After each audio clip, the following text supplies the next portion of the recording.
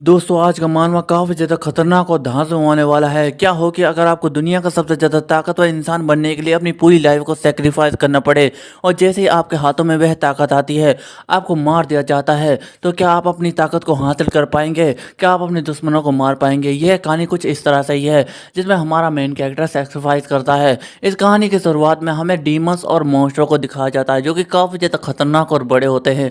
उन्होंने इंसानी बस्तियों के ऊपर हमला कर दिया होता है, इंसानी बस्तियों को जला रहे होते हैं, इंसानों को बुरी तरीके से मार रहे होते हैं, जो कि देखने में काफी ज्यादा दर्दनाक होता है। और वहीं पर सारे के सारे डीमन इंसानों को बुरी तरीके से काट रहे होते हैं और मार रहे होते हैं। वहीं पर हम एक औरत को भी देखते हैं जो कि अपने बच्चे को बचाने के लिए जमीन पर गिर चुकी होती है, लेकिन हम देखते हैं कि वहां पर अचानक से एक डीमन आ जाता है जो कि उस औरत को मारने के लिए तैयार होता है। और ये देखने के बाद औरत काफी ज्यादा घबरा जाती है। वह चिल्लाकर कह रही होती है कि कोई मेरे बच्चे को बचाओ, कोई मेरे बच्चे को बचाओ। लेकिन हम अचानक से वहां पर एक जोरदार स्लेश को देखते हैं जो कि उस डीमन को वहीं पर ही काट डालता है। और ये देखने के बाद औरत काफी ज्यादा घबरा जाती है। हम देखते हैं कि वहां पर उन सबका हीरो आ चुका होता है जो कहने लग जाता है कि तुमको अब घबराने की कोई भी ज़रूरत नहीं है, तुम्हारा हीरो अब आ चुका है। मैं इन सब डीमंस को एक ही स्लेश के साथ ख़त्म कर सकता हूँ। और हमें इस हीरो का नाम बताया जाता है, यह स्वॉर्ड मास्टर हेलन है। और वह कहने लग जाता है कि अब तुम्हें घबराने की कोई भी ज़रूरत नहीं है, यह डीमंस की लड़ाई अब आखिरी लड़ाई होने वाली है। क्या तुम सब तैयार हो मेरे दोस्तों? आज हम इन डीमंस को नहीं छोड़ने वाले। और हम देखते हैं कि उस हीरो के साथ साथ उसके साथी भी होते हैं जो कि काफ़ी ज़्यादा ताकतवर और ख़तरनाक लग रहे होते हैं। ऐसा लगता है कि जैसे वह डीमंस को ख़त्म ही कर देंगे। और वह हीरो अपने साथियों से कहने लग जाता है कि आर्क मैच तुम हवाई हमलों को संभालोगे और डीमंस को मारोगे, वहीं पर मैं और टेपेनिया नीचे के हमलों को संभालेंगे और डीमंस को मारेंगे। इनके बातें सुनने के बाद एक बूढ़ा कहता है कि चिंता मत करो, जो बाकी के डीमंस होंगे मैं उन्हें संभाल लूंगा। हमें इस बूढ़े आदमी का नाम बताया जाता है, इसका नाम किंग ऑफ पावर वॉल्स होता है। इसकी बातें सुनने के बाद वहां पर एक और लड़का होता है जो कहने लग जाता है कि जब तुम्हारी लड़ाई उन डीमंस के साथ हो रही होगी, मैं इसी मौके का फायदा उठाकर डीमन किंग के महल में घुस जाऊंगा और डीमन किंग को सरेंडर होने के लिए कहूंगा। अगर उसने मेरी बात नहीं मानी तो मैं उसे मार डालूंगा। और यह बातें सुनने के बाद वे सारे के सारे साथी लड़ने के लिए तैयार हो जाते हैं। वहीं पर हीरो पीछे मुड़कर कहता है कि तुमको चिंता करने की कोई भी जरूरत नहीं है, ये डीमंस की लड़ाई आखिरी लड़ाई होने वाली है,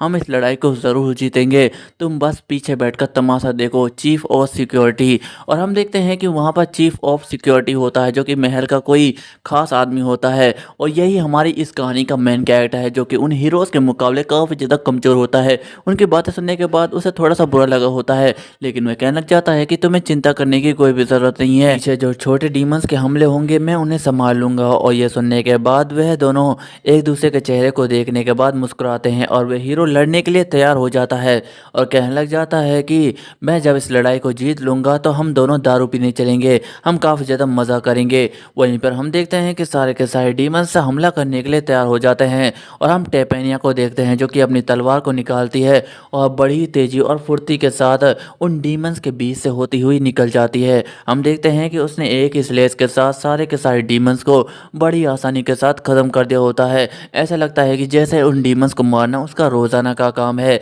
लेकिन हम देखते हैं कि जैसे ही टेपेनिया अपना काम ख़त्म करती है, वहीं पीछे से वह बुड्ढा निकलता है जो कि आसमानी हमला करते हुए कहने लग जाता है कि अब मेरी बारी है, तुम बस इन डीमंस को मेरे ऊपर छोड़ दो। और हम देखते हैं कि वे एक खतरनाक मौका बनाता है और उसके अंदर पावर भरता है और उस पावर के साथ जमीन के ऊपर एक जोरदार हमला करता है जिससे जमीन फट जाती है और वह सारे के सारे डीमंस उसी जमीन के अंदर धस जाते हैं। फिर इसके बाद हम आर्क मैच को देखते हैं जो कि अपने मंत्रों का जाप कर रहा होता है और इसी जाप के साथ वह डीमंस को मार भी रहा होता है एक अजीब तरह की फायर के साथ, और वह डीमन जलकर राख हो जाते हैं। फिर इसके बाद हम हीरो को देखते हैं जो कि बड़े और ताकतवर डीमंस का सामना करने के लिए तैयार हो जाता है और कहने लग जाता है कि क्या मुझे अब इनका सामना करना होगा। हम देखते हैं कि वह अपनी पावर को एक्टिवेट करता है जिससे उसकी आंखें पूरी तरीके से लाल हो जाती हैं और इसी ताकत के साथ वह उन डीमंस के ऊपर हमला कर देता है। हम देखते हैं कि उसकी पावर इतनी ज़्यादा होती है कि वह छोटे मोटे सारे के सारे डीमंस को एक ही हमले के अंदर मार रहा होता है। और इतनी ताकत को देखने के बाद बाकी के डीमंस काफ़ी ज़्यादा डर जाते हैं। वहीं पर हम हमारे मेन कैरेक्टर को देखते हैं जिसका नाम लोलन होता है और उसके सैनिक कहने लग जाते हैं कि कैप्टन अब हमें क्या करना चाहिए। यह सुनने के बाद कैप्टन कहने लग जाता है कि सिपाहियों तुम पीछे हट जाओ, मैं इन डीमंस को संभाल सकता हूँ। हम देखते हैं कि लोलन अपनी तलवार को निकालता है और एक ही स्लेश के साथ उन दोनों के दोनों डीमंस को एक ही वार के अंदर काट डालता है। इस ताकत को देखने के बाद जो बाकी के सैनिक होते हैं वे कहने लग जाते हैं कि कैप्टन कैप्टन यह तो असंभव है, आपने एक ही स्लेश के साथ उन दोनों डीमंस को मार डाला, यह तो सिर्फ हीरो ही कर सकते हैं, आपके अंदर इतनी ज़्यादा ताकत है, सच में कैप्टन आप कमाल के इंसान है। और ये सुनने के बाद कैप्टन कहने लग जाता है कि तुम्हें ज़्यादा बकवास करने की कोई भी ज़रूरत नहीं है, ये लड़ाई अभी तक ख़त्म नहीं हुई है, तुम्हारा सामना किसी भी मॉन्स्टर से हो सकता है, तो ध्यान रखो। और ये सुनने के बाद वे सैनिक कहते हैं कि कैप्टन लेकिन सामने देखो। और ये सुनने के बाद कैप्टन हैरान हो जाता है और जैसे ही सामने की तरफ देखता है, हम देखते हैं कि एक डीमन ने कैप्टन के ऊपर हमला कर दिया होता है। फिर इसके बाद हमें डीमन किंग के महल को दिखाया जाता है, जहाँ पर हम उस वॉरियर को देखते हैं जिसने डीमन किंग को हरा दिया होता है और उसकी हालत भी काफ़ी ज़्यादा खराब हो चुकी होती है। वह डीमन किंग कहने लग जाता है कि यह तुम्हारी जीत है हीरो, तुम हमसे जीत चुके हो, अब तुम मेरा सर काट सकते हो और अपनी जनता को जाकर दिखा सकते हो, जिससे तुम्हारी जनता काफ़ी ज़्यादा खुश होगी और काफ़ी ज़्यादा खुशी के साथ तुम्हारी वाहवाही भी करेगी, तुम्हारी इज्जत बढ़ जाएगी। अब तुम मेरा दिल भी चीर सकते हो, जिससे तुम्हारे हीरोज़ को काफ़ी ज़्यादा खुशी होगी, तुम मुझे मार डालो। और ये सुनने के बाद वॉरियर अपनी तलवार को उठाता है और शायद उस डीमन को मार देता है, लेकिन हमें यह सब नहीं दिखाया जाता। फिर इसके बाद हमें अगले दिन का सीन दिखाया जाता है, जहाँ पर वह सब डीमंस के साथ जंग जीत चुके होते हैं और उनकी वाहवाही हो रही होती है, उनके शहर में जश्न हो रहा होता है और सारे के सारे लोग चिल्ला रहे होते हैं कि हमारे हीरोज़ इनक्रेडिबल हैं, इन्होंने हमें डीमन से बचाया है, ये सच में कमाल के हैं, ये सच में कमाल के हैं। और इन सब वाहवाही को सुनने के बाद जो हेलन होता है वह कहने लग जाता है कि यह सिक्योरिटी ऑफ चीफ कहाँ है, मैंने इससे कहा था कि मैं जीतने के बाद उसके साथ दारू पीऊँगा, लेकिन वह कहाँ मर गया। और ये सुनने के बाद वहाँ पर टेपनिया होती है, वह कहने लग जाती है कि तुम्हें ज़्यादा चिंता करने की कोई भी ज़रूरत नहीं है, मुझे नहीं लगता कि वह जंग के अंदर मारा गया होगा, वह कहीं ना कहीं अपनी तलवार की ट्रेनिंग कर रहा होगा, क्योंकि उसे स्वॉर्ड मैन बनना है, पर वह अभी तक बन नहीं पाया। और ये सुनने के बाद हेलन कहता है कि तुमने बिल्कुल सही कहा, मुझे उसके बारे में चिंता करने की कोई भी ज़रूरत नहीं है। और हम देखते हैं कि उसी भीड़ में हमारा मेन कैरेक्टर लोलन होता है, जो कि उन सबको देख रहा होता है, लेकिन लोलन उन हीरोज़ के मुकाबले काफ़ी ज़्यादा कमज़ोर होता है और वह अपने मन में कहने लग जाता है कि मैं ये डिज़र्व नहीं कर सकता, तुम सब ये डिज़र्व करते हो, क्योंकि तुम हीरो हो और तुमने इस दुनिया को डीमन से बचाया है, सच में तुम इस इज़्ज़त के काबिल हो। ना तो मैं कोई हीरो हूँ और ना ही कोई स्वॉर्ड मास्टर जिसके लिए मुझे सम्मान देना चाहिए, सच में मैं कितना ज़्यादा कमज़ोर हूँ। और यह कहते ही स्वॉर्ड मास्टर लोलन वहाँ से चला जाता है। फिर इसके बाद हमें कई साल बाद के सीन को दिखाया जाता है और हम एक सुनसान जगह को देखते हैं, ये एक बर्फीला इलाका होता है, जहाँ पर हम एक घर को देखते हैं। हम देखते हैं कि उसके सामने एक बूढ़ा आदमी तलवार की प्रैक्टिस कर रहा होता है और ये एक और कोई नहीं बल्कि हमारा मेन कैरेक्टर लोलन होता है। वह अपने मन में कहने लग जाता है कि मुझ में तलवार चलाने का बिल्कुल भी टैलेंट नहीं है, जिसकी वजह से मैं आज तक स्वॉर्ड मास्टर नहीं बन पाया, लेकिन मुझे तलवार चलाना अच्छा लगता है, इसलिए मैं तलवार चलाता हूँ, क्योंकि मुझे इसमें मज़ा आता है। मैंने बचपन से ही तलवार ही चलाई है और हेलन के साथ मैंने बहुत ज़्यादा प्रैक्टिस की है। हेलन मुझसे आगे निकल गया और मैं एक चीफ सिक्योरिटी बन गया, जिसकी वजह से मेरी काफ़ी ज़्यादा अच्छी पहचान बनी और मैं काफ़ी ज़्यादा ताकतवर भी बन गया। और हम देखते हैं कि वहीं पर लोलन की हालत काफ़ी ज़्यादा ख़राब हो जाती है, उसके मुंह से ब्लड निकल रहा होता है और वह कहने लग जाता है कि मुझे ऐसा लगता है कि जैसे मैं जल्दी ही मर जाऊंगा, क्या मैं दोबारा से जवान नहीं हो सकता, मैं अभी मरना नहीं चाहता, लेकिन इन सब बातों का कोई भी फ़ायदा नहीं है, मेरे मरने का वक्त आ चुका है। सच में ये कितना ज़्यादा बुरा दिन है, अगर मैं कोई हीरो होता ना तो मैं बीमार होता और ना ही मैं बूढ़ा होता, वह लोग तो बूढ़े भी नहीं हो सकते, वह काफ़ी ज़्यादा लंबी ज़िंदगी जीने वाले हैं, पर मैं बहुत ज़्यादा कमज़ोर हूँ, लेकिन इस आखिरी वक्त पर मैं अपनी पूरी ताकत से एक तलवार चलाना चाहता हूँ। हम देखते हैं कि लोलन अपनी पूरी ताकत लगाता है और एक तलवार चलाता है। हम देखते हैं कि इस तलवार का हमला इतना ज़्यादा तेज होता है कि एक खतरनाक वेव निकलती है जो कि आसमानों को छू रही होती है। इतनी सारी ताकत को देखने के बाद लोलन तो काफ़ी ज़्यादा हैरान हो जाता है और कहने लग जाता है कि ये किस तरह की ताकत है, अगर मैं इस पर यकीन करूँ तो ये नहीं हो सकता, क्या क्या ये स्वॉर्ड मास्टर का बनने का निशान नहीं है?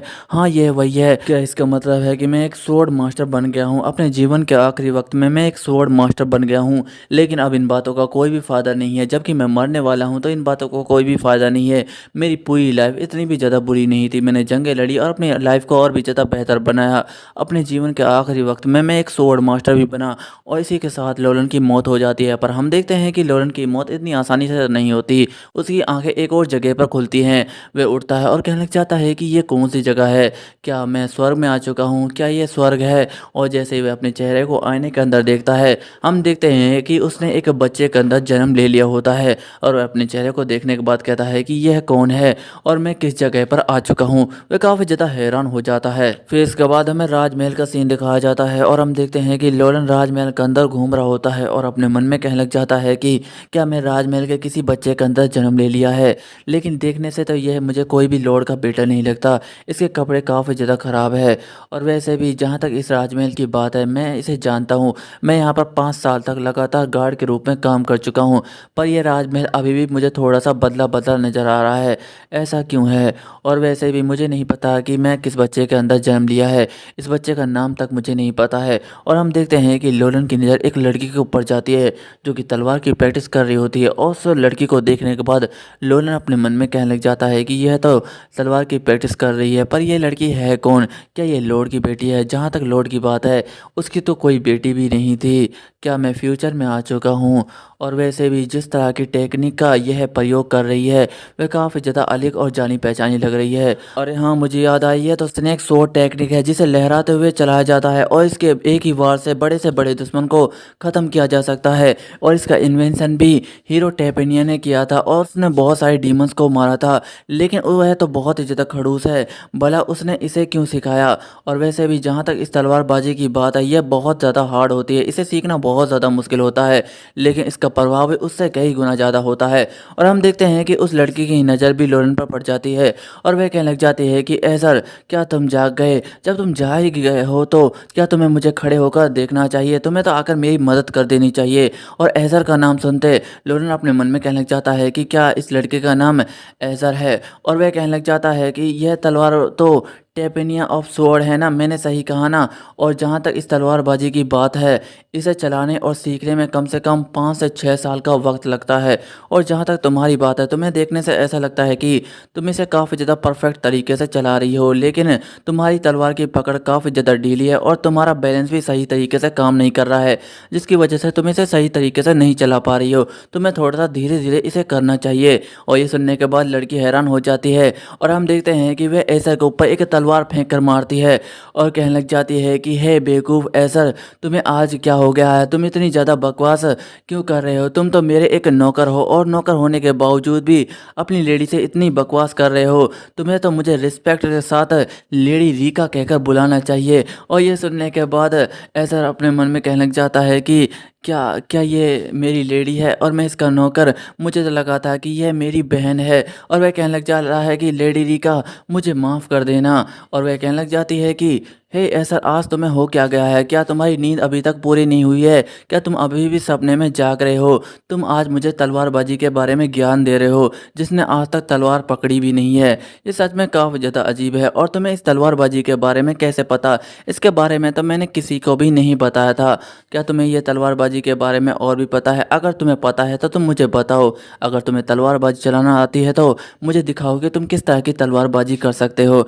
अगर मुझे तुम्हारी तलवारबाजी में बिल्कुल भी मज़ा नहीं आया तो याद रखना एसर, मैं तुम्हें मार डालूंगी। तुम्हारी हिम्मत कैसे हुई मुझसे ये बकवास करने की? और ये सुनने के बाद एसर काफ़ी ज़्यादा डर जाता है और वह अपने मन में कहने लग जाता है कि आखिरकार इस लड़की की प्रॉब्लम क्या है? मैं तो सिर्फ इसे तलवारबाजी चलाने के बारे में ही बात कर रहा था और वैसे भी मेरे मुंह खोलने की वजह से मैं हमेशा ही फंसता हूँ। सच में मेरी तो ख़राब किस्मत है। और हम देखते हैं कि वह तलवार चलाने के लिए जा रहा होता है और अपने मन में कहने लग जाता है कि लेकिन अब जो भी हो, मुझे तो तलवार चलानी भी होगी। वैसे भी मेरे पास कोई भी चारा नहीं बचा है, लेकिन मैं जानता हूँ कि मुझे तलवार कैसे चलानी है। मैं बचपन से तलवार चलाता आया हूँ और वैसे भी जबकि मैंने तलवार पकड़ ली है तो मुझे ये कमाल का एहसास लग रहा है। ऐसा लगता है कि जैसा मैं दोबारा से ज़िंदा जवान हो चुका हूँ। एक कमाल का एहसास है जिसके साथ मैं हवा को उड़ा सकता हूँ। और हम देखते हैं कि उसके तलवार चलाने की टेक्निक को देखने के बाद रीका भी थोड़ी सी हैरान हो चुकी होती है और वह कहने लग जाती है कि एसर, ये इम्पेरियल शॉट टेक्निक है। मैंने सही कहा ना? लेकिन यह तुमने कब सीखी? मैंने तो तुम्हें ऐसा करते हुए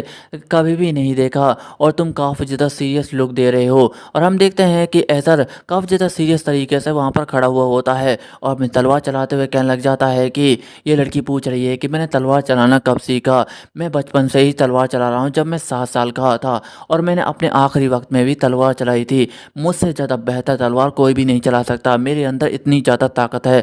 और हम देखते हैं कि इसी ताकत के साथ एजर एक ज़ोरदार शॉट टेक्निक का इस्तेमाल करता है, जिसके साथ साथ एक खतरनाक वेव निकलती है। इस खतरनाक वेव के साथ ज़मीन हिलने लग जाती है और आस-पास के पत्थर हवा में उड़ने लग जाते हैं। यह देखने के बाद उस लड़की को काफ़ी ज़्यादा प्रॉब्लम भी हो रही होती है और हम देखते हैं कि ऐसर अपनी तलवार चला रहा होता है और कहने लग जाता है कि मैं एक जवान शरीर के अंदर आ चुका हूँ। जबकि मैं एक जवान शरीर के अंदर आ चुका हूँ तो मेरे अंदर एक कमाल का एहसास है। इसकी फुर्ती, इसकी कमाल की ऊर्जा की वजह से मैं हवा को भी काट कर रख सकता हूँ। ये कमाल का एहसास और ताकत है। और हम देखते हैं कि ऐसर अपना हमला करने के लिए जा रहा होता है और हम देखते हैं कि वह बड़े ही खतरनाक तरीके से हमला करते हुए कहता है कि मैं तुम्हें दिखाऊंगा कि मेरी तलवारबाजी के अंदर कितनी ज़्यादा ताकत है। और इसी के साथ वह एक पुतले के ऊपर हमला करता है और जैसे करता है उस पुतले के 1000 टुकड़े हो जाते हैं। ये देखने के बाद तो वह लड़की भी काफ़ी ज़्यादा हैरान हो जाती है क्योंकि उसने ऐसर को ऐसा कभी करते हुए देखा नहीं होता और वह अपने मन में कहती है कि इनक्रेडिबल ऐसर, तुम ऐसा कब से बन गए।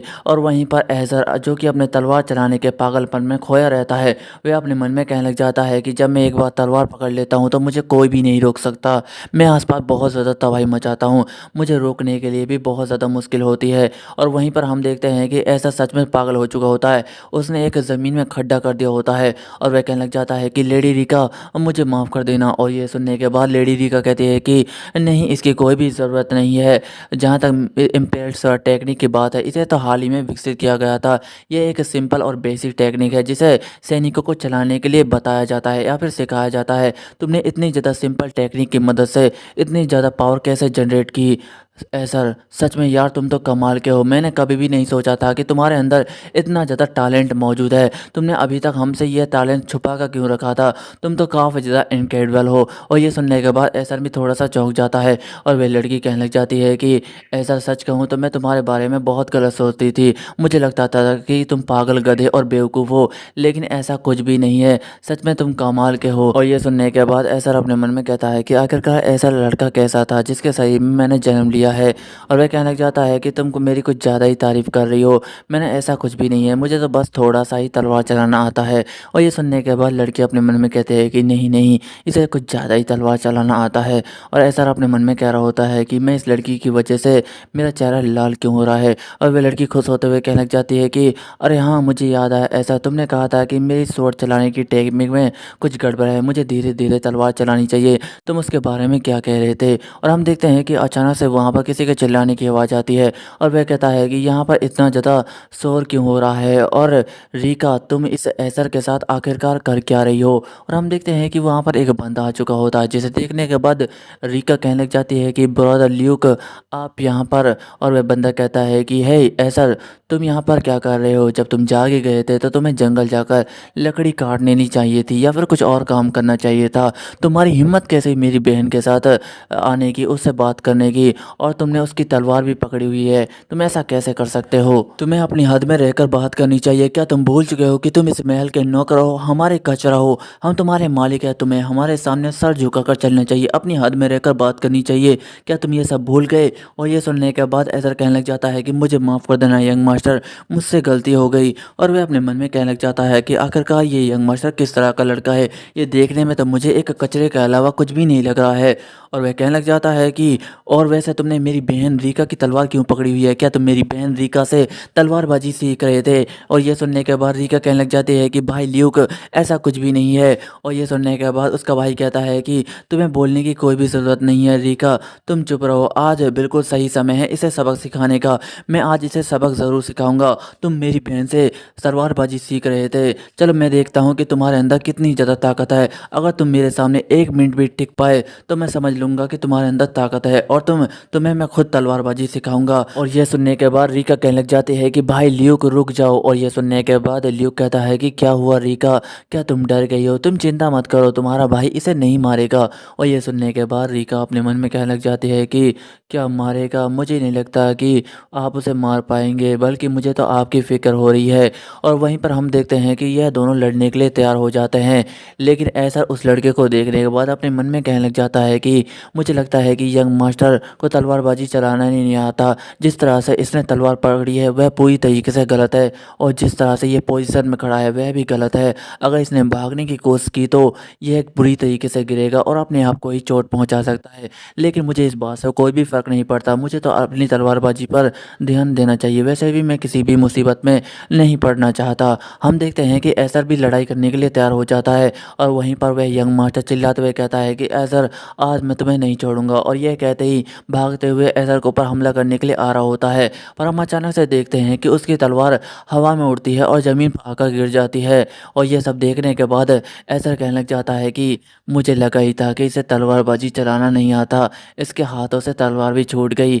और वहीं पर हम देखते हैं कि उस लड़के का गाल में एक कट लग चुका होता है, जिससे वह खून निकल रहा होता है। और यह देखने के बाद तो एसर भी काफ़ी ज़्यादा हैरान हो जाता है। और जैसे ही यंग मार्शल ल्यूक अपने खून को देखता है, वह भी काफ़ी ज़्यादा हैरान हो जाता है और अजीब तरीके से अपने चेहरे बना रहा होता है और चिल्लाते हुए कहने लग जाता है कि मेरा खून निकल गया। और यह सब सुनने के बाद एसर कहने लग जाता है कि मुझे लगा ही था कि यंग मास्टर बिल्कुल कचरा है, इसे तो तलवारबाजी चलाना तक नहीं आता। इसके हाथों से ही इससे चोट लग गई। सच में ये कितना ज़्यादा बेकार है, लेकिन मुझे लगता है कि इसकी इस घटियापंथी की वजह से आज मुझे सज़ा मिलने वाली है। लगता है कि मेरे तो लग गए, आज मुझे फांसी होकर रहेगी। फिर इसके बाद हमें राजमहल को दिखाया जाता है और हम देखते हैं कि ल्यूक ने एसर को रस्सियों के अंदर बांध रखा होता है और लॉर्ड के सामने पेश कर दिया होता है और कहने लग जाता है कि माय लॉर्ड, मैं चाहता हूँ कि आप एसर को कड़ी से कड़ी सज़ा दें, क्योंकि ये एक नौकर है और नौकर होने के बावजूद भी इसने अपने मालिक को ऊपर तलवार चलाई है, उसे नुकसान पहुंचाया है। इसके लिए इसे सज़ा ज़रूर मिलनी चाहिए। मैं तो इस बात से हैरान हूँ कि यह एक नोबल फैमिली के अंदर आया है और नोबल फैमिली में रहने के बावजूद भी इसके अंदर बिल्कुल भी तमीज़ नहीं है। इसकी वजह से हमारी नोबल फैमिली काफ़ी ज़्यादा बदनाम हो चुकी है। अब इसे हम अपनी नोबल फैमिली में बर्दाश्त नहीं कर सकते। और इन सब बातों को सुनने के बाद वहाँ पर जो लॉर्ड होता है वह कहने लग जाता है कि एसर, क्या ल्यूक जो कह रहा है क्या वह सब सच है? और ये सुनने के बाद एसर उस लॉर्ड को देखने के बाद कहने लग जाता है कि ये तो रैबिया क्यों है, क्या ये अब लॉर्ड बन चुका है? जब मैं इसे आखिरी बार मिला था तो तब ये काफ़ी ज़्यादा छोटा हुआ करता था, अब तो ये कितना ज़्यादा बड़ा हो गया है। क्या मुझे मरे हुए 20 साल बीत चुके हैं? सच में इस पर यकीन करना मुश्किल है। इसका मतलब है कि मैं 20 साल आगे आ चुका हूँ और एक लड़के के अंदर जन्म ले चुका हूँ। वह लॉर्ड कहने लग जाता है कि एसर, मैंने तुम्हें अपने बच्चों की तरह पाला है और अपने बच्चों की तरह ही पसंद किया है। तुमने ना जाने कितनी गलतियाँ की है, लेकिन इसके बावजूद भी मैंने तुम्हें हमेशा ही माफ़ किया है और तुम्हें इस महल में रहने के लिए जगह दी है और तुम्हें एक पद भी दिया है। लेकिन आज तो तुमने अपनी हद पार कर दी है। तुमने अपने ही बड़े भाई के ऊपर तलवार चलाई है, जिसके लिए तुम्हें एक कड़ी से कड़ी सज़ा दी जाएगी। लेकिन मैं भी तुम्हें अपना बेटा समझता हूँ और तुम्हें पसंद करता हूँ, इसलिए मैं तुम्हारी सज़ा को कम करते हुए तुम्हें यहाँ से देश निकाला देता हूँ। तुम्हें यहाँ से चले जाना चाहिए। और ये सुनने के बाद उसकी वाइफ होती है, वह कहने लग जाती है कि हनी, इसके अलावा इसे और कोई सज़ा दे दो, पर ये नहीं। और ये सुनने के बाद लॉर्ड कहता है कि नहीं वाइफ, तुम्हारी वजह से मैं चुप था। तुम इसे हर बार बचाती हो, जिसकी वजह से यह बिगड़ चुका है। इसे सज़ा देना ज़रूरी है। और वैसे भी आप तो जानती है कि मैंने इसे हमेशा ही प्यार किया है, मैं इसे नफ़रत नहीं करता हूँ, लेकिन यह एक नोबल फैमिली में रहने के बाद बिगड़ चुका है और अपनी हद से बाहर जा रहा है, जिसके लिए इसे सज़ा देना बहुत ज़्यादा ज़रूरी है। और वह कहता है कि ऐसा तुम बहुत ज़्यादा लकी हो, तुम्हें बहुत ही ज़्यादा कम सज़ा दी जा रही है, इसलिए तुम्हें यहाँ से चले जाना चाहिए। पर हम देखते हैं कि वहाँ पर रीका आ जाती है, जो कहने लग जाते हैं कि फादर, यहाँ पर सब कुछ गलत हो रहा है। इसमें एसर की गलती नहीं है बल्कि भाई की गलती है। ये सब भाई की गलती की वजह से हो रहा है। एसर तो मासूम है, उसे छोड़ देना चाहिए। और ये सुनने के बाद उसका भाई कहने लग जाता है कि रीका तुम चुप रहो, यहाँ पर क्या कर रही हो? और ये सुनने के बाद रीका कहने लग जाते हैं कि नहीं भाई, आज मैं चुप नहीं रहूँगी, इसमें आपकी गलती थी। आप अपनी गलती की वजह से अपने तलवार से ही चोट लगवा कर यहाँ पर आ गए हैं। ऐसा तो बस मुझे तलवारबाजी चलाना सिखा रहा था, उसने कुछ भी नहीं किया है। और वैसे भी आपको तलवारबाजी चलाना बिल्कुल भी नहीं आता है। आप तो नोबल फैमिली के नाम पर एक कलंक हो, आप सच में एक कचरा हो। और ये सुनने के बाद उसका भाई काफ़ी ज़्यादा गुस्सा हो रहा होता है और इन सब बातों को सुनने के बाद वह लेडी और लॉर्ड काफ़ी ज़्यादा हैरान हो जाते हैं। और वह लॉर्ड हैरान होते हुए कहता है कि एसर को तलवारबाजी चलाना आता है, पर मैंने यह पहली बार सुना है, मैंने तो उसे ऐसा करते हुए कभी भी नहीं देखा है। और रीका कहती है कि हाँ फादर, एसर को तलवारबाजी चलाना आता है, यहाँ तक ही नहीं बल्कि वह एम्पायर स्वॉर्ड भी चला सकता है, वह भी हाई लेवल की। वह सच में काफ़ी ज़्यादा माहिर बन चुका है, इतना कि अब मैं उसे अपना टीचर बनाना चाहती हूँ। वह जल्दी मुझे तलवारबाजी सिखाएगा और इसके अलावा वह पूरी तरीके से बदल गया है, आपको यह मानना होगा फादर। और यह सब सुनने के बाद ल्यूक कहने लग जाता है कि ओ मेरी प्यारी बहन, लगता है कि तुम्हें एसर ने पूरी तरीके से पागल बना दिया है। तुम कहना चाहते हो कि उसे तलवारबाजी चलाना आता है, लेकिन उसे देखने से तो ऐसा बिल्कुल भी नहीं लगता। उसे तो तलवार का हैंडल भी पकड़ना नहीं आता। और जिस एम्पायर स्वॉर्ड की तुम बात कर रही हो, वह तो पूरी तरीके से कचरा है, जिसे बहुत ही ज़्यादा कमज़ोर सैनिक यूज़ कर सकते हैं। तुम्हें पूरी तरीके से पागल बनाया गया है। और यह सब सुनने के बाद रीका कहने लग जाती है कि नहीं, ऐसा नहीं है। अगर आपको मेरी बातों पर विश्वास नहीं है तो आप उसका परीक्षण ले सकते हैं। मैं तो अपनी आंखों से उसे तलवार चलाते हुए देखा है। वह काफ़ी ज़्यादा माहिर बन चुका है। और हम देखते हैं कि उन दोनों भाई बहन की बहस चल रही होती है। और इन सब चीज़ों को देखने के बाद उसका फादर हैरान हो रहा होता है और अपने मन में कहने लग जाता है कि मुझे नहीं पता कि ये बच्चे आखिरकार मुझसे कहना क्या चाहते हैं, लेकिन जो भी हो। और हम देखते हैं कि वह अपने सैनिक से कहने लग जाता है कि जाओ कैरन, ऐसर की जाकर तलवारबाजी चेक करो। और ये सुनने के बाद उसकी वाइफ थोड़ी सी हैरान हो जाती है और कहती है कि हनी, तुम यह क्या कह रहे हो, कैरन कुछ ज़्यादा हो जाएगा। जिसे सुनने के बाद लॉर्ड कहने लग जाता है कि तुम्हें ज़्यादा चिंता करने की कोई भी ज़रूरत नहीं है, यह सिर्फ मामूली सी फाइट होगी। और वह अपने मन में कहने लग जाता है कि ऐसर, मैं नहीं जानता कि तुम किस तरह की तलवारबाजी चलाते हो, लेकिन अगर तुमने मेरी बेटी को जाल में फंसाने के लिए ये सब किया है तो आज तुम अधमरी हालत में इस महल से बाहर जाने वाले हो। और हम देखते हैं कि ऐसर को खोल दिया गया होता है और उसके हाथों में लकड़ी की तलवार थमा दी गई होती है। इन सब चीज़ों को देखने के बाद ऐसर को कुछ भी समझ नहीं आता कि आखिरकार यहाँ पर चल क्या रहा है। और वह अपने मन में कहने लग जाता है कि ये सिचुएशन तो मेरे हाथ से निकलती जा रही है। और वह लॉर्ड कहता है कि ऐसर, अपनी तलवार थामो और कैरन से लड़ने के लिए तैयार हो जाओ। अगर तुम कैरन के सामने 5 मिनट तक टिक पाए तो मैं समझ लूंगा कि तुम्हारे अंदर एक ताकत है और मैं तुम्हारी तलवारबाजी को सीखने के लिए तुम्हें प्रेरित भी करूंगा। और इन सब चीज़ों को देखने के बाद हम देखते हैं कि वह दोनों लड़ने के लिए तैयार हो जाते हैं। वहीं पर हम कैरन को देखते हैं जो कि लड़ने के लिए बिल्कुल तैयार हो चुका होता है और अपने मन में कहने लग जाता है कि ऐसर, तुम्हारी हिम्मत कैसे हुई लेडी रीका को तलवारबाजी सिखाने की? तुम जैसे कचरे की हिम्मत कैसे हुई ये सब करने की? यहाँ तक ही नहीं बल्कि तुमने लेडी वेनेसिया को भी बेवकूफ़ बनाया है। तुम्हारी इस घटियापंथी की वजह से आज तुम मेरे हाथों से नहीं बचने वाले हो। मैं तुम्हें आज तलवार से इतना ज़्यादा पीटूंगा कि तुम्हारी अधमरी हालत हो जाएगी और तुम्हें इस महल से बाहर फिकवा दूंगा। और हम देखते हैं कि वह सैनिक काफ़ी ज़्यादा गुस्से के साथ ऐसर के ऊपर हमला करने के लिए तैयार हो जाता है और वह चिल्लाकर कहता है कि ऐसर, मेरे तलवार के हमले को संभालो। और हम देखते हैं कि ऐसर अपनी लकड़ी की तलवार से उसके वार को रोक लेता है और उन दोनों की लड़ाई स्टार्ट हो चुकी होती है। यह देखने के बाद रीका अपने मन में कहने लग जाती है कि ऐसर, तुम कमाल के हो। मैं जानती हूँ कि तुम कैरन को ज़रूर हरा दोगे क्योंकि आज जो मैंने तलवारबाजी देखी है उससे तुम बड़ी आसानी के साथ उसे हरा सकते हो। वहीं पर हम कैरन को देखते हैं जो कि ऐसर से काफ़ी ज़्यादा गुस्सा होता है और कहने लग जाता है कि अरे ऐसा तुम्हें क्या हो गया?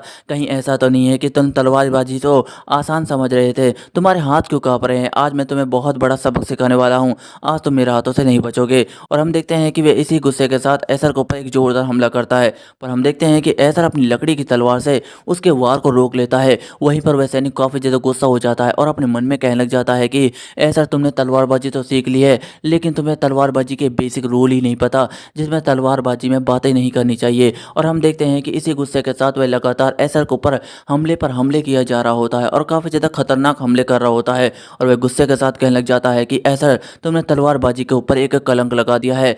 तुम्हारे जैसे कचरे को तलवारबाजी नहीं करनी चाहिए। और इसी गुस्से के साथ वह लगातार हमले करता है और हम देखते हैं कि इन हमलों की वजह से ऐसर अपने घुटनों के बल आ चुका होता है और उसकी लकड़ी की तलवार भी टूट चुकी होती है। इन सब चीज़ों को देखने के बाद वह लौट कहने लग जाता है कि ऐसर, मुझे पता ही था कि तुम कैरन से नहीं जीत पाओगे, यह तुम्हारी कमज़ोरी है। और इस चीज़ को देखने के बाद लेडी रीका भी हैरान हो जाती है और वह कहने लग जाते हैं कि नामुमकिन, यह नहीं हो सकता। वहीं पर हम लियो को देखते हैं जो कि काफ़ी ज़्यादा खुश हो रहा होता है और कहने लग जाता है कि हाँ कैरन, तुमने तो कमाल कर दिया, मुझे तुमसे यही उम्मीद थी। तुम सच में एक काबिल और बेहतरीन तलवारबाज हो। तुम हमारे नाइट कमांडर हो। तुम सच में कमाल के हो। मुझे तो पहले से ही पता था कि ये ऐसा तुमसे कभी भी नहीं जीत पाएगा, लेकिन इसके बावजूद भी कैरन, मैं तुम्हें एक शानदार इनाम देना चाहता हूँ और चाहता हूँ कि जब मैं लॉर्ड बनूंगा तुम मेरे साथ लड़ो। और इन बातों को सुनने के बाद ऐसर मुस्कुराने लग जाता है। वहीं पर हम घमंडी कैरन को देखते हैं जो कि अपने मन में कह रहा होता है कि ऐसर, मुझे तो पहले से ही पता था कि तुम बहुत ही ज़्यादा कमज़ोर हो, लेकिन इसके बावजूद भी तुम मुझसे लड़े। अब शायद तुम्हें पता चल गया होगा कि हम दोनों के बीच में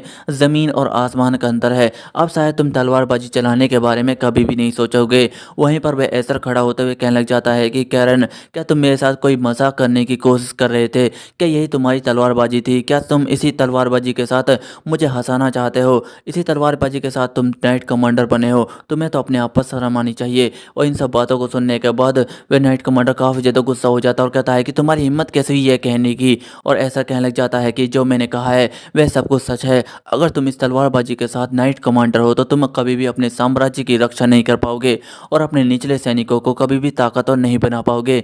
मैं तुम्हें इस चीज़ के लिए सबक ज़रूर सिखाऊंगा। और हम देखते हैं कि ऐसर अपनी तलवार को उठाता है और एक ताकतवर हमला करते हुए एक खतरनाक वेव निकालता है। इस खतरनाक वेव की वजह से वह सैनिक हवा में उड़ता हुआ एक दूर खंबे से जाकर टकराता है। इसे काफ़ी ज़्यादा तबाही मच चुकी होती है। और इस हमले को देखने के बाद तो सारे के सारे लोग काफ़ी ज़्यादा हैरान हो जाते हैं और हम देखते हैं कि इस हमले की वजह से उस नाइट कमांडर की काफ़ी ज़्यादा हालत ख़राब हो चुकी होती है और वह अपने मन में कहने लग जाता है कि ये अचानक से एसर को क्या हुआ, ये इसने कैसे किया। और वहीं पर हम देखते हैं कि एसर उसके सामने आ चुका होता है और कहने लग जाता है कि मैंने तुम्हारा ऊपर सबसे ज़्यादा कमज़ोर हमला किया है, लेकिन इसके बावजूद भी तुम अपने आप को संभाल नहीं पाए। अगर तुम अपनी इज्जत बचाना चाहते हो तो अपनी तलवार को उठाओ और हमला करने के लिए तैयार हो जाओ। और एसर अपने मन में कहने लग जाता है कि यह सब इसलिए हो रहा है क्योंकि यह शांति का युग है जहाँ पर बिल्कुल भी मॉन्स्टर नहीं है, लेकिन इस शांति के युग की वजह से ये सब के सब लोग कमज़ोर हो चुके हैं। ये इस हमले के साथ तो कुछ भी नहीं कर पाएंगे। मैं इन लोगों को ज़रूर सबक सिखाऊंगा।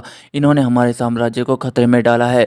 और हम देखते हैं कि वह उसके सामने खड़ा होता है और गुस्से के साथ कहने लग जाता है कि क्या हो गया, तुम तो एक नाइट कमांडर हो और नाइट कमांडर होने के बावजूद भी तुम मेरे पैरों में पड़े हुए हो। क्या तुम्हें अपनी इज्जत की थोड़ी सी भी फिक्र नहीं है? अब जल्दी से खड़े हो जाओ। अगर तुम्हें अपनी इज्जत बचानी है, अगर तुम एक नाइट कमांडर हो तो खड़े हो जाओ और मेरे ऊपर एक ताकतवर हमला करो। और ये सुनने के बाद वह सैनिक गुस्सा हो जाता है और अपनी तलवार उठाता है और कहने लग जाता है कि बास्टर, तुम्हारी हिम्मत कैसे हुई एक नाइट कमांडर का मजाक उड़ाने की। और हम देखते हैं कि वह एसर के ऊपर एक बहुत ही ज़्यादा खतरनाक हमला करता है और हम देखते हैं कि एसर इस हमले से बड़ी आसानी के साथ बच जाता है और कहने लग जाता है कि यह तो बहुत ही ज़्यादा कमज़ोर हमला था।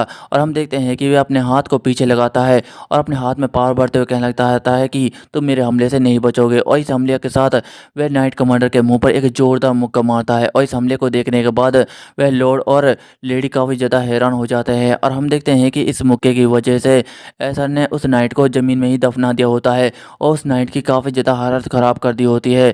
और एसर उसके सामने खड़ा होता है और अपने मन में कहने लग जाता है कि कैरन, तुम्हें अपने आप पर शर्म आनी चाहिए। मैं इसलिए नहीं जीता क्योंकि मुझे बचपन से तलवार चलाने आती थी या फिर मुझे एक्सपीरियंस था। मैं इसलिए जीता क्योंकि तुम कमज़ोर थे। जब मैं अपनी पिछली लाइफ में एक नाइट कमांडर हुआ करता था तब मेरा एक कमज़ोर से कमज़ोर सैनिक तुम जैसे नाइट कमांडर को बड़ी आसानी के साथ हरा सकता था क्योंकि वह सैनिक काफ़ी ज़्यादा ताकतवर थे। उनके अंदर हिम्मत थी लड़ने की। वे उन लोगों से लड़ते थे जो कि उनसे कई गुना ज़्यादा ताकतवर थे, मॉन्स्टर और डीमंस।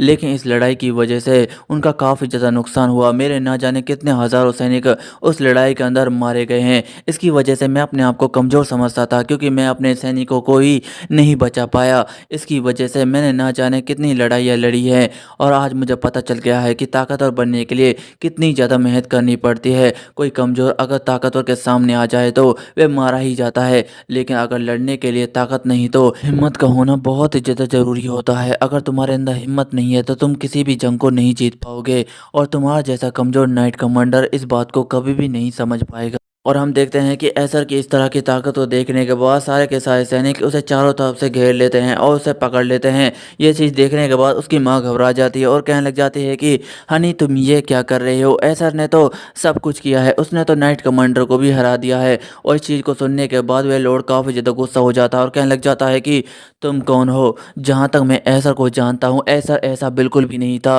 आखिरकार तुम कौन हो? क्या तुम उसके बहरूपिये हो? और यह सुनने के बाद एसर अपने मन में कहने लग जाता है कि अगर मैं इन लोगों को ईमानदारी के साथ सब कुछ बताना चाहूँगा तो ये मेरी बातों पर बिल्कुल भी विश्वास नहीं करेंगे, लेकिन मैं इनसे यह बात ज़रूर कहूँगा। और वह कहने लग जाता है कि मुझे माफ़ कर देना, लेकिन मैं अपनी याददाश्त खो चुका हूँ। जिसे सुनने के बाद वह लॉर्ड और लेडी काफ़ी ज़्यादा हैरान हो जाते हैं और लॉर्ड कहने लग जाता है कि इस बात का क्या मतलब है कि तुम अपनी याददाश्त खो चुके हो? और ऐसा बताने लग जाता है कि हाँ, मैं अपनी याददाश्त खो चुका हूँ। जब आज सुबह मेरी आंखें खुली तो मुझे कुछ भी याद नहीं था। मुझे तो ये भी याद नहीं है कि मैं कौन हूँ और आप लोग कौन हैं। मुझे यह सब कुछ याद नहीं है। बस एक चीज़ याद है, ये तलवार और तलवारबाजी। मुझे लगा था कि अगर मैं तलवारबाजी करता रहूँगा तो शायद मुझे सब कुछ याद आ जाएगा, लेकिन इतने दिनों तक तलवारबाजी करने की वजह से मुझे कुछ भी नहीं याद आया।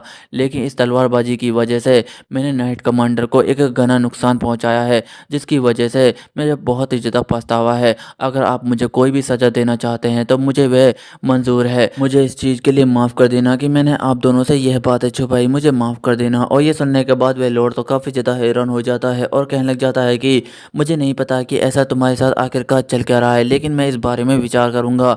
लेकिन तब तक के लिए तुम्हें सज़ा के तौर पर एक कमरे के अंदर बंद किया जाता है। मेरी इजाज़त के बिना तुम कमरे से बाहर नहीं निकलोगे। फिर इसके बाद हमें कमरे का सीन दिखाया जाता है जहाँ पर हम एसर को देखते हैं जो कि कुछ सोच रहा होता है, लेकिन अचानक से उसकी नज़र उसकी लकड़ी की बनाई हुई तलवार पर जाती है। फिर इसके बाद हम बाहर के नज़ारे को देखते हैं जहाँ पर हम रीका को देखते हैं जो कि ऐसर के लिए खाना ला रही होती है और वह कहने लग जाती है कि ऐसर तो पूरी तरीके से बदल चुका है। जिस तरह से आज मैंने ऐसर को देखा वह पूरी तरीके से एक अलग ही इंसान बन चुका था, लेकिन वह तो कल तक तो बिल्कुल ठीक था। जहाँ तक मैं ऐसर को जानती हूँ वह बहुत ही ज़्यादा बदतमीज़ और घटिया है। उसके बात करने और व्यवहार करने का तरीका भी बहुत ही ज़्यादा ख़राब है। वह एक बहुत ही ज़्यादा बेकार लड़का है। अगर मैं सच कहूँ तो ऐसर को मेरी माँ द्वारा अडॉप्ट किया गया था। मेरे और मेरे भाई के पैदा होने से पहले ऐसर मेरी माँ को महल के बाहर पड़ा हुआ मिला था। मेरी माँ की कोई भी संतान नहीं थी, जिसकी वजह से वह काफ़ी ज़्यादा दुखी रहती थी और इसकी वजह से उसका प्यार ऐसर की तरफ बढ़ गया।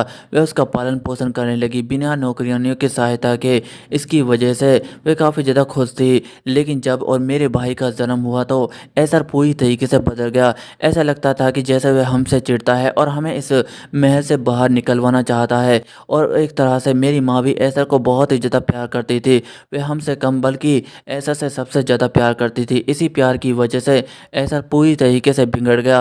वह चोरी करता, लोगों को मारता और तरह तरह की चीज़ें करता, जिसकी वजह से सभी लोग उससे काफ़ी ज़्यादा परेशान थे और इन्हीं हरकतों की वजह से उसे महल से भी बाहर निकलवाने जाने वाला था। लेकिन मेरी माँ जो कि ऐसर से सबसे ज़्यादा प्यार करती थी, उसने मेरे फादर को मनाया और ऐसर को महल में रहने की इजाज़त दी, लेकिन सिर्फ एक ही शर्त पर कि ऐसर इस महल के अंदर नौकर की तरह काम करेगा। और ऐसर ने उसी दिन नौकरों की तरह काम करना शुरू कर दिया था। मैं और मेरे भाई भी उससे काफ़ी ज़्यादा नफरत करते थे क्योंकि वह एक बहुत ही ज़्यादा घटिया लड़का था जो कि हमसे नफरत करता था। लेकिन अब जब मैं ऐसर को देखती हूँ तो वह पूरी तरीके से बदल गया है। ऐसा लगता है कि जैसे वह एक अलग ही इंसान बन गया है, जैसे उसके शरीर में एक अलग ही आत्मा आ चुकी है। ले पूरी तरीके से बदलना मुझे काफ़ी ज़्यादा हैरान कर रहा है और उसकी याददाश्त भी खो चुकी है। लेकिन इस याददाश्त खोने की वजह से वह एक कमाल का तलवारबाज बन गया है। सच में वह एक कमाल का लड़का बन गया है, पर मुझे समझ नहीं आ रहा है कि मुझे उससे क्या कहना चाहिए। और हम देखते हैं कि वह उसके दरवाजे को खटखटाने लग जाती है और कहने लग जाती है कि ऐसर, ये मैं हूँ, दरवाज़ा खोलो, मैं तुम्हारे खाने के लिए खाना लाई हूँ, प्लीज़ दरवाज़ा खोलो। और हम देखते हैं कि वह दरवाज़ा खोल देती है और कहने लग जाती है कि ऐसर, क्या तुम कमरे के अंदर हो। और हम देखते हैं कि अचानक से ऐसर वहाँ पर आता है और उस लड़की के ऊपर एक जोरदार तलवार चला रहा होता है, जिसे देखने के बाद तो वह लड़की काफ़ी ज़्यादा डर जाती है और कहने लग जाती है कि ऐसर, तुम ये क्या कर रहे हो। और हम देखते हैं कि उसके हाथों से वह बर्तन भी छूट जाते हैं। और दोस्तों इसी के साथ हमारा ये चैप्टर भी एंड हो जाता है। दोस्तों आपको यह नया मानवा कैसा लगा है कमेंट में ज़रूर बताइए। अगर आपको वीडियो पसंद आई हो तो वीडियो को लाइक एंड चाहे अपने हो चैनल सब्सक्राइब कर लीजिए। मिलते हैं अगली वीडियो में। धन्यवाद।